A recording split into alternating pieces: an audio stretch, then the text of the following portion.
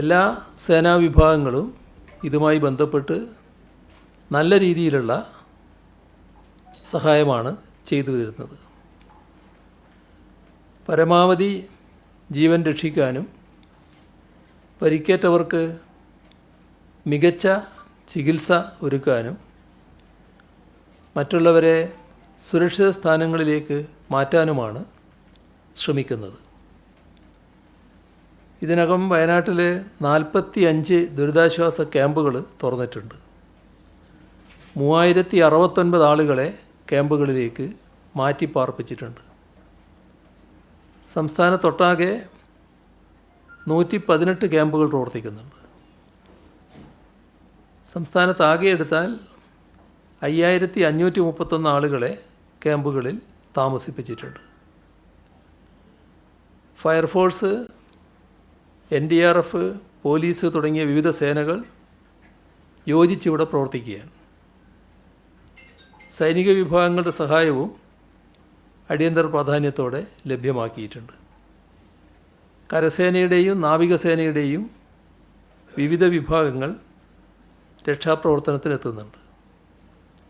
ഫയർഫോഴ്സിൽ നിന്നും 329 അംഗങ്ങളെ വിവിധ ജില്ലകളിൽ നിന്നായി വയനാട്ടിലേക്ക് നിയോഗിച്ചിട്ടുണ്ട്.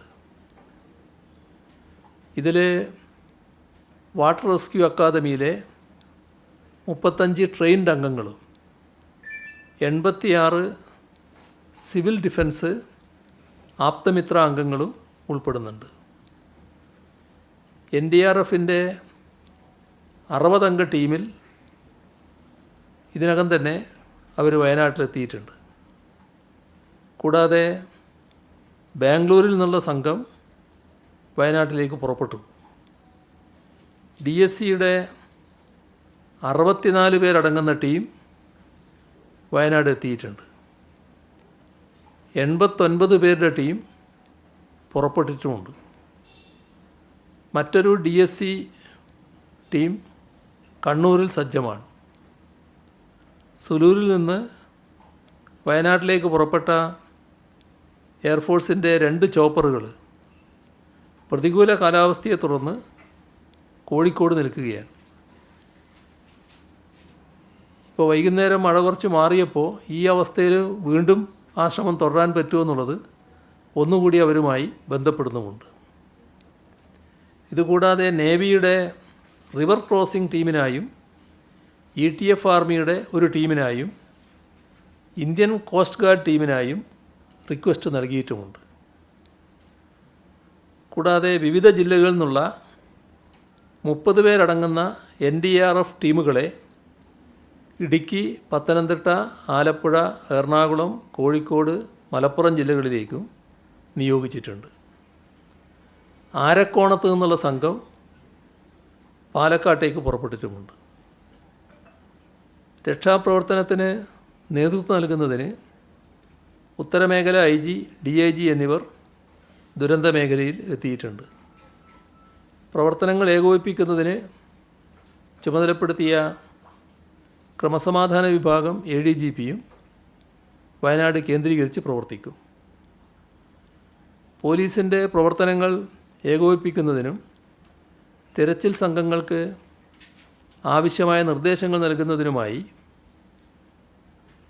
തിരുവനന്തപുരത്ത് പോലീസ് ആസ്ഥാനത്ത് പ്രത്യേക കൺട്രോൾ റൂം പ്രവർത്തനം ആരംഭിച്ചു.